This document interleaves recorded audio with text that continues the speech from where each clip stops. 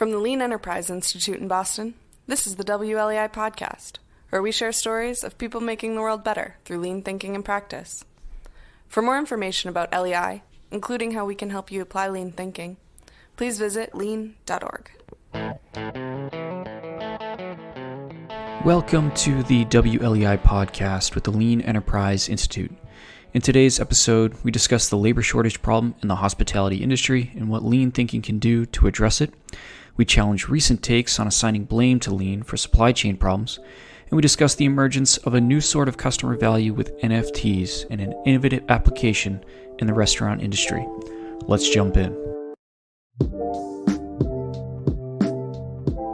Welcome, everybody, to the WLEI Podcast. I'm Matt Savas, Executive Director of Content and Marketing for the Lean Enterprise Institute. I'm joined today by President Josh Howell and Rich Vellante, Executive Director of Events and Administration. How are you guys doing this morning? Very well, thank you. Thanks for having me. Yeah, doing good. Happy to be with you guys. Awesome. All right. Well, we got a few topics that we want to tee up for discussion this morning. The one that we're going to dig into first is all about the labor shortage. It's all you read about in the news today. I'm going to start off with a quote here from the Wall Street Journal talking about the state of the job market in the industry. Employment remains down by 1.3 million jobs since the pandemic began. By contrast, employment has bounced back beyond pre-pandemic levels in many other sectors. This comes from June, so back this summer, but really hasn't been much change in the industry since then.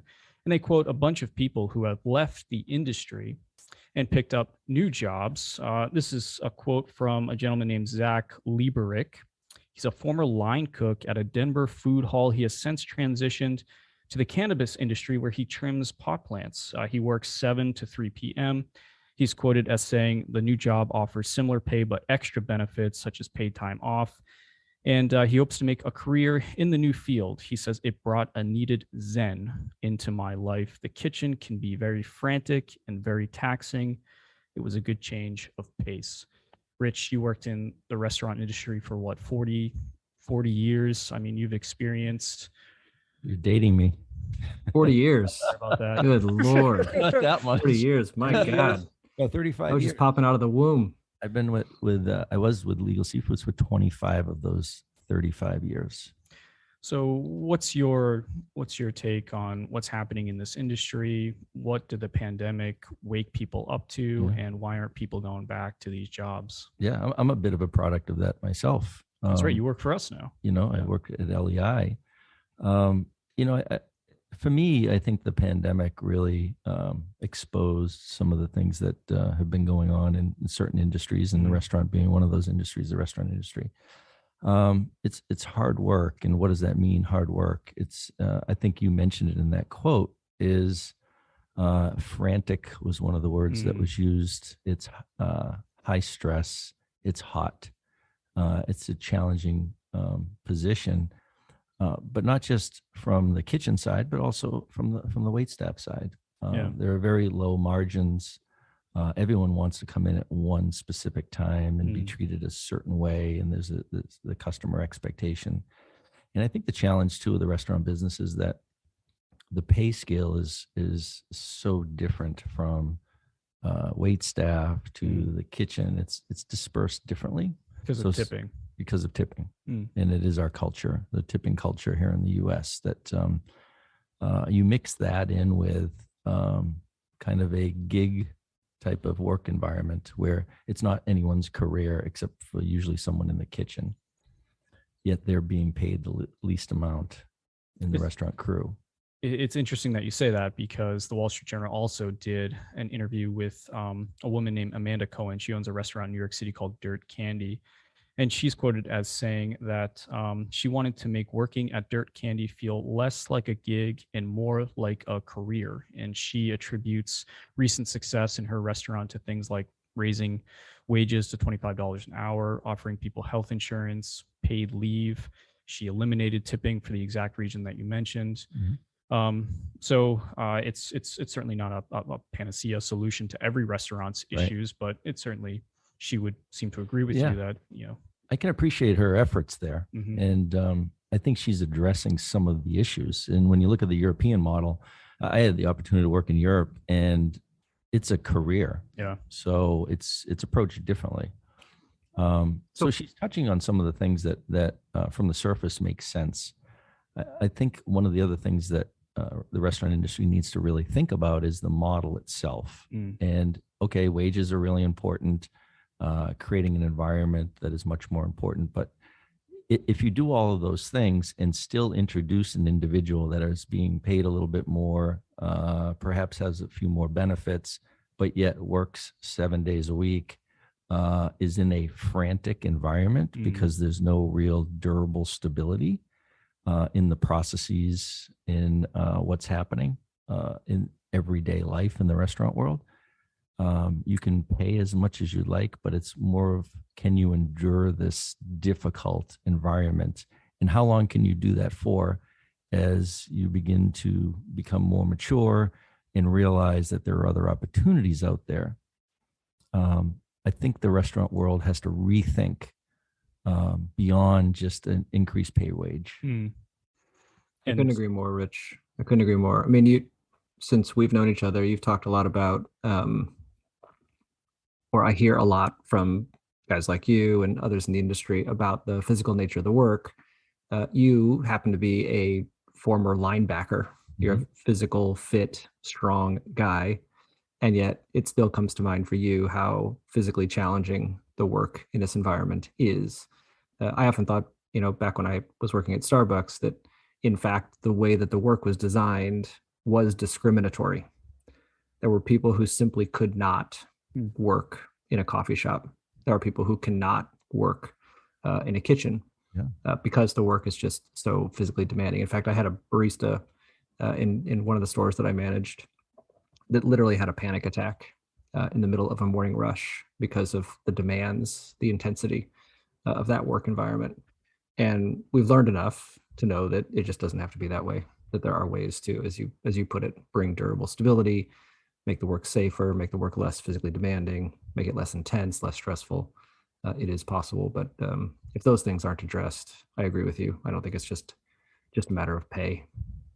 Well, benefits. Let's talk about that a little bit more, because businesses are dealing with these problems now, and I would say from the Lean Enterprise Institute's perspective, we have some thoughts about what businesses can do now to solve some of these issues. Josh, you recently wrote about an experience with a local organization that's struggling with hiring enough people to support fall rush.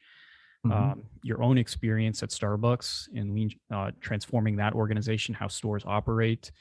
What would you say Lean thinking has to say about how to support these businesses by making jobs better? There's a few things I think that we'd like to focus on. It was definitely a part of the work that Rich, you and I did together. Matt, you were a part of some of that too with Legal Seafoods. There's, on sort of the input side coming into the operation, I think there are ways to kind of levelize what happens within the operation, the work itself. It tends to be an industry that's characterized by these intense peaks and often these long valleys, but that kind of volatility, that instability brings with it tremendous stress, especially in those peak periods. So, there's tactics that we can deploy to kind of levelize things out. Once that condition is established, then there are ways to sort of design more routine, kind of easier to execute work with less bending, less reaching, less running around, less banging into one another, that again can bring some relief to what has traditionally been a very physically demanding, stressful physical environment. Those would be a couple of the things that I think are key to improving the working conditions that exist in hospitality. What about your experience at Legal Seafoods, Rich? I mean, was there a point where you saw a change in how work was done, where you felt like this is not as taxing, this is not as demanding, workers are feeling better when they finish a day on the line? Yeah, it's interesting they bring that up because Josh alluded to some of it, is beginning to really understand your operating process. Why do we do things? How do we do things? And how do we support each position? So what I mean by that is, we talked about a little bit earlier, what attracted me to this business was that physicality, who could survive the difficult situation to live the next day. And you hear a lot of famous chefs talking about this, is that when the time that I got into the restaurant world, that attracted me. Like, I'm tougher than everyone else. I can live through this. And so it was about the individual. But when you really think about it, there were so many times at Legal Seafoods where we would say, you'd allow a cook to go down. We'd say going down like power windows. They're going to have to survive through themselves, right? So they're in the weeds. You hear that a lot. Yeah. And it was like, well, they're going to have to figure it out and survive. And we would say, if this person couldn't handle it, then they're no good. Let's find another one that can handle it, instead of really focusing on the process. Because when we slowed down a little bit and started to do the work that Josh was just mentioning, is like, how do we really start to look at what they have to prepare, how they have to prepare it, how long it takes to prepare it. And we start looking at the pressure of the demand, and you look at the two, you say, not very few humans can actually do this unless they are superhuman. Exactly. So we're like, we learned to say, let's be hard on the process, not on the person. I think you're putting your finger on it, Rich. At LEI over the last handful of years, we've really been promoting this methodology. We refer to it as lean product and process development.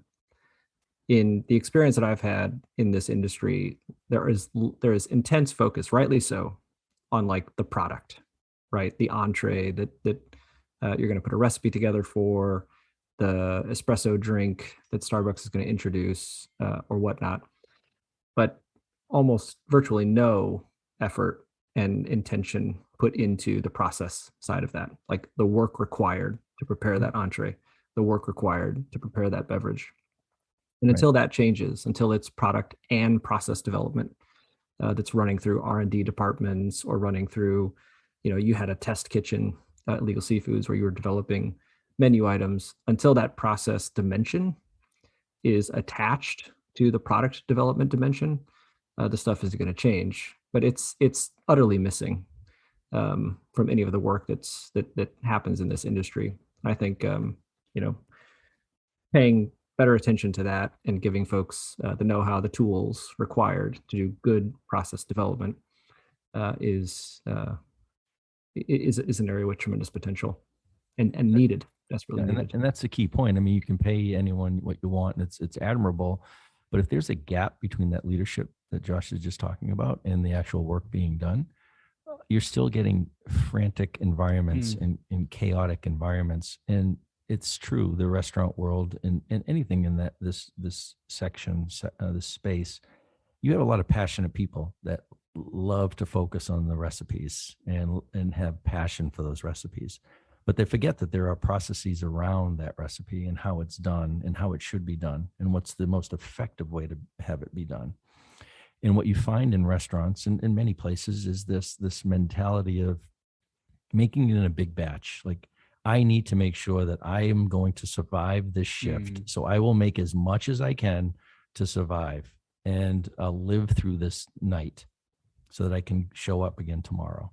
So it's this kind of hoarding mentality in the kitchens, and any kitchen that you work in. People hide the towels, people hide their knives, people hide their ingredients. Like there's this reality of like, where is this all being hidden? And we know that any kitchen you go into, which cook is hiding it and where. Well, I remember when I first showed up to one of the Legal Seafoods restaurants, a very busy one. Pecorino cheese was, I remember the saute cook was holding God knows how many pans of pecorino cheese, because it's a pain to shred pecorino cheese. You got to get out the Roboku. You got to cut up the block of cheese. You got to shred it. That's kind of a mess. You got to pour the cheese into a pan. And so you have to do that during service. You're done. You're going down the power windows. Yeah. I mean, so that hoarding, that batching is totally understandable. I mean, these are workers, these are cooks that have been crushed in the past by not having hidden that preferred tool, or not having prepped a bunch, a big batch of ingredients, and they suffered as a consequence. And to that individual, the the available kind of countermeasure, the idea that they have to prevent that from happening again in the future, is to hoard, is to batch. But again, what we've I think shown with multiple organizations is there is another way to approach that. There is a way to get close to get away from batching, to get away from hoarding, to get closer to one by one, to get closer to routine work. But that's an operating system challenge. It's not something that an individual cook or an individual worker, a barista, let's say, can handle on their own. It's an operating system thing, which again, I mean, Rich, you can talk about your culinary education. Operating system was not a topic that gets covered in culinary education. It's all about the product, but the process, the operating system, that's just something that you're left on your own to kind of figure out. One example of what Matt was talking about, like the difficulty of making that cheese, we learned to offline certain items. So in a lot of restaurants, what you do is you are in charge of your section, and your saute person is in charge of all of the mise en place. The mise en place is what they prepare before the service. We learned to offline that. And what essentially it does is that the individual, the individual that is afraid to have to make this pecorino romano cheese during the night, they're going to make a lot of it to survive. Well, what we've done is we've offline that work to someone that we called at Legal Seafoods a line back. So they would have this ability to know how much is left in the pan. If let's say there's a small amount left, they would make more and deliver it to the saute person. The saute person can focus on what they're doing, what they're cooking, and not worry about getting into the weeds, having to make this pecorino romano so that they can survive through the night. There's someone behind them that is prepping this and delivering it just in time for them to use it in their other dishes, which evens things out, which calms things down. Exactly. Which really helps the cook focus on cooking and not worried about, oh my God, I'm running out of this. I'm gonna have to run to the walk-in. I'm gonna have to go find it. That just takes you off of your real work. And so you're not creating any value. You're running around like crazy and you're frantic. And then you turn into that individual that Matt read about. I just don't want to be in this situation anymore. I'd rather cut marijuana and be calm. Yeah, for sure. Yeah, having that totally. support system in place where you have working product, backup product. When the working pan empties, somebody's there to replenish it. Also, it has repercussions the following morning because prep is happening continuously. You don't need 15 cooks to show up at 7 or 8 o'clock in the morning to restock their stations. And I mean, that frantic exercise begins when that door opens at 8, and you have people rushing to get product, to get tools, to get equipment, so they can get ready, like you said, to survive. I mean, these are production system, operating system fundamentals, in other industries such as manufacturing. They go back decades. The separation of the work of like assembling things, transforming objects, separate from the work of bringing those parts, that conveyance work, to the person who's there assembling and transforming those objects. I mean, that's been standard in industries like manufacturing forever. But in this case, in hospitality and restaurants, it's just not. And that's the specific kind of characteristic of the more effective operating system, production system that this industry could really benefit from, and that would bring calm. I don't know about Zen necessarily, but would bring more calm, more stability to the work and to the employment experience. We'll say to every restaurant owner, you can learn all of those concepts with LEI's workbooks, learning to see, creating continuous flow, making materials flow, all spelled out there. All the answers that you need are in those books. All right. So from one crisis to another, and in this case, we're saying that lean thinking can help an industry.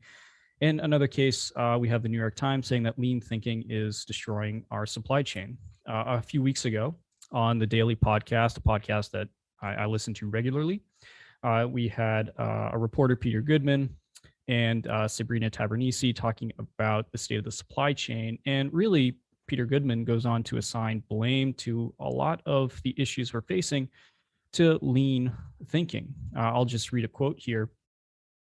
There's a big picture element that we need to reckon with. And that's that for really 4 decades, publicly traded companies have been under tremendous pressure to go as lean as possible. We've been living through a time when so-called just-in-time manufacturing has been the mantra. Publicly traded companies are answerable to shareholders, and $1 that they spend warehousing a part as a hedge against some problem in the global supply chain, well, that's $1 they can't use to pay a bonus to the executives who run that company. That's $1 they can't use to pay out in dividends to shareholders. I think that's a pretty crude take on lean thinking, Josh, but I don't know. What's your reaction to that quote, the podcast in general there?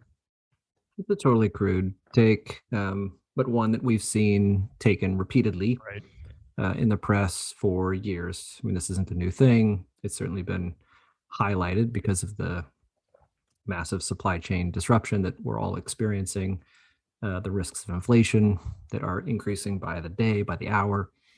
But like in that quote, I mean, he's conflating two things. To make inventory levels as quote unquote lean as possible.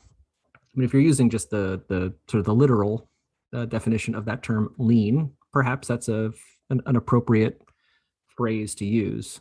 But then he brings in just in time, which in this case, he is in fact defining just in time as just the least amount of inventory possible, which of course is not representative of what just in time is all about. Just in time is to put all inventory in time so that it's always available in virtually any situation. I am perceiving from subsequent reporting, including by Peter Goodman himself and others. I just watched a report on in PBS's NewsHour the other day. There does seem to be perhaps blame being placed in other areas through ongoing reporting of the supply chain issue. So I'm hopeful that because lean, just in time have been kind of unfairly criticized, blamed for what's happening in the supply chain. The issue is so massive. There's so much reporting happening on it that people do seem to be looking at other causes of what's going on and not just going to this lazy analysis that you quoted in that article that puts blame on lean, in fact, without an accurate understanding of what lean and just in time is in fact all about and trying to achieve. It's not just to reduce inventory and put yourself at risk of disruption and stockouts. That is exactly what lean is not. Is there an element of this, and I'd love to hear your thinking of this, of using the tool incorrectly or misunderstanding the tool itself, meaning what some people think lean is all about versus what lean thinks lean should be about. Well, I think there can be different layers of misunderstanding. In this case, with this reporting here, I think it's just a total misunderstanding of just even basic business practice. I mean, you can't expect a business to warehouse every part for every product they produce to prepare for a once in a generation event. That just doesn't make any sense. Once in a century.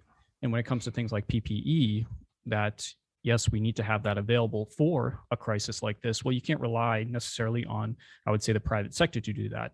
I would say that's something the federal government needs to decide, okay, are we going to insure against this possibility or not? And if so, how much are we going to do that? Also, I mean, they say sort of strange things as if shipping from Asia is a handy way to keep lead times low with just-in-time shipping. That doesn't make any sense. It's weeks of lead time. And companies, in fact, keep many warehouses, so they can store the inventory they need to hold from Asia so that they can ship to their factories wherever they're producing. And so I think it's, I don't know, like Josh said, I think it's a pretty lazy analysis of the issue. I also think, this misperception, that lean is all about making more money. In this case, they say it's making more money for executives and shareholders. Yes, the outcome of lean enterprise should be a more profitable enterprise, but the means by which you get there should also lead to many more positive things. It's driven by improvement, something that we call Kaizen. And Kaizen is only possible through developing the problem-solving capability of the people inside of an organization. And real capability development relies on things like job security. You're going to invest in people. They need to be around for a long time. And so companies that do this well invest a lot in their people. And they create what we would say are better jobs than companies who aren't doing this. And so not profitable. Sorry, Matt, go ahead. Yeah, I just think there are a lot of, there are different layers of how you can, as you asked, Rich, misunderstand the tool. I think the New York Times just totally missed the mark. But beyond that, there are many other layers that I think that they just totally whiff on here. Yeah. I mean, the purpose, the value, and increasing profitability can certainly be to the exclusive benefit of executives. That happens, no question. But it's also necessary for the topic that we were talking about earlier. I mean, for that restaurant owner that you quoted earlier, Matt, who's committed to paying higher wages, well, that's going to be, straining to the business model unless she's able to find ways to increase productivity and subsequently increase profitability. So, we want that profitability, we want that capacity to be generated. The question becomes, how's that going to be applied? And with lean thinking and its, deep philosophy around respect for people and the necessity, as you put it, Matt, to engage those folks, support those folks, unleash them and equip them to be effective problem solvers. All that, requires us to be as mindful of how these gains, these profitability gains, capacity gains, can benefit team members, frontline team members, as much as it is executives. But certainly that is not the only goal and desirable outcome from applying lean to any operation or supply chain.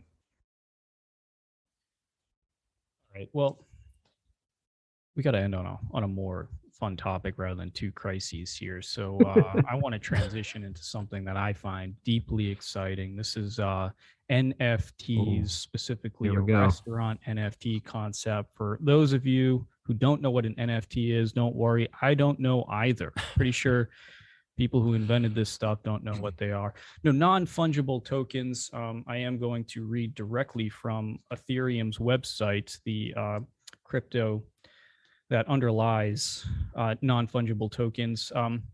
These things are used to represent ownership of unique items. They let us tokenize things like art, collectibles, even real estate. They can only have one official owner at a time, and they're secured by the Ethereum blockchain. No one can modify the record of ownership or copy paste a new NFT into existence. So these things are blowing up. Artist named Beeple sold an NFT for $60 million at an auction back in February or March this year. And again, what are you buying? You're buying proof of ownership to a digital asset. Digital assets are infinitely replicable. And so how do you assign ownership to anybody? Well, an NFT is able to do that through the blockchain. Again, I'm not going to pretend to know how this actually works. But the other interesting thing here is it allows the creator to stay financially invested in their original asset. And so if that NFT is subsequently sold to the one by Beeple, well, Beeple is going to get a cut of the action. And that's insured because of how all of this stuff is connected, again, on the blockchain.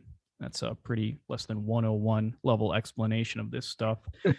But I bring this up because I think, what does this have to do with lean thinking? Lean begins with customer value, and we are beginning to see new types of value emerge very rapidly. And these things are moving already out of the digital realm into the physical realm. And here we have one with a restaurant concept. This is being backed by a group called VCR. You can check out the explanation. They did an interview with CNBC. I encourage everybody to check it out. But Rich, you brought this. You brought this to my attention. Can you just briefly explain what a restaurant NFT concept is? So I think this is brilliant. And this is a way of, when you're in the restaurant business, you're always saying, how do you leverage your assets? And what are those assets? Well, in this restaurant group, they realized the asset is the table. Like, what's the one thing that when you think about going to a restaurant that's valuable? And on a Saturday night or a certain night, or if it's a restaurant that's, a hot restaurant, tough to get in, it's getting a table. So you think of that restaurant Arrayos, and you'd have people would buy their tables and have their set times to go into the table. Well, you had discussed about how NFTs work. So this group is thinking about, okay, they're going to have a club membership, and they're banking on it's going to be hot and really exciting to get into and hard to get into. So you can buy your time slot, which is awesome, right? Your NFT time slot. So here I'm a person that says, I want to pay X amount of dollars for Saturday night at 7:00 for 6 people. And I will pay whatever that's worth, whatever that value is to me. I'm going to buy it. I can use it at any time. That's my table. Now you can just walk in. So it's that time, that day, you just walk in, no questions asked. Right. Yeah. But the beauty of it is that the restaurant gets this prepaid money that they're selling the value of the table before they serve a dish, before the kitchen may even be built. Right. So that's changing the model, because one of the problems with the restaurant model is it's tight margins. It's just super slim. Well, this changes the game, right? You're getting paid for one of your assets that you weren't able to pay before. And so you're still, once they come in, they have to pay for the food, they have to pay for the drink and all that. Now, the beauty of this is, let's just say I own this slot and I'm going to be out of town. Yep. I can put this up for bid. What's it worth to somebody? And once that gets traded, this is where that NFT is interesting. Once it gets traded to someone pays for that, the restaurant gets a cut of that, whatever percentage that is. This is brilliant. So you can sort of Airbnb your reservation. What's also interesting about this, you could imagine that people have no intention of ever going to the restaurant. They just see it as an investment opportunity. Sure. Say Thomas Keller is opening up a new place in New York City, and everybody knows everybody's going to want to get a seat at that table. I'm sitting here in Boston. I'm probably never going to go to that restaurant. I probably couldn't afford to go to that restaurant. But hey, I think this could be a regular source of cash. I can just regularly sell a 7 p.m. Saturday night reservation to punters who undoubtedly are going to be queuing up for this thing. It's like Geek Seats. You can go on, right? I'm going to be in New York. Deep Geek, yeah. I'm going to be in New York, and I want to buy a table here. Who knows, for a certain time. And then when you think about that, you realize the concept can be applied so many places. I mean, the one that immediately came to mind was tee times, golf tee times, Pebble Beach, 8:00 Saturday morning. I mean, what is that worth? Is that worth $1 million? Is that worth $5 million? Mm-hmm. I bet it's worth at least $1 million. And I think we're going to find out pretty soon, because people are realizing, like you're saying, Rich, there's a new form of value that is being created every single day with the discovery of these digital tools. Right. And it's not going away anytime soon, because one, there's a market. Well, there's a market for both buyers and sellers, and sellers are beginning to realize there's so much opportunity here to create assets where assets previously didn't exist. It's brilliant. It's pretty amazing. I'm looking forward to dining in the metaverse personally, where all food is digital, and somehow Mark Zuckerberg is just pumping my stomach with digital calories. Sounds horrible. Yeah, well, we'll get there soon. He's about to invest, he says, $10 billion, really, just to make the Wall Street Journal story go away about how Facebook is hurting everybody, and Instagram. But I don't know. That's what I'm hoping. I can't wait to be lounging in a prone position, headset on, eating a digital burrito while I don't know, a mob is just oh God. Anyway, it'll happen one day. Yeah, you're reminding me, Matt, that it's been a little while since I've watched the movie WLEI with my kids, which essentially predicted this future. However many years ago, Steve Jobs and the Pixar Studios showed us the conclusion here. What happened at the end of the apocalypse? Essentially, we lost all bone structure, just turned into blobs of fat because we were sitting around plugged into our screens all day. That's the target condition, I think, for humanity. Current condition, bones, heart, feet, target condition, soft blob within our headset. Yeah. Well, as that happens, the physically demanding work in restaurants is going to have to change. Yeah, it will. Well, this NFT stuff, just to get back to the subject, this is something that I think will be, everybody think it'll be tremendously interesting to see how this unfolds outside the digital realm and begins to impact the physical world, like these restaurants. And if this succeeds, the applications of this, who knows where this could go. Yeah. All right, that wraps up today's discussion. Josh, Rich, thanks for joining me here on the podcast. And I guess I'll see you guys in a couple of weeks for another go. Awesome. Thank you. Sounds great. Yeah, thanks for organizing. It's great. It's fun.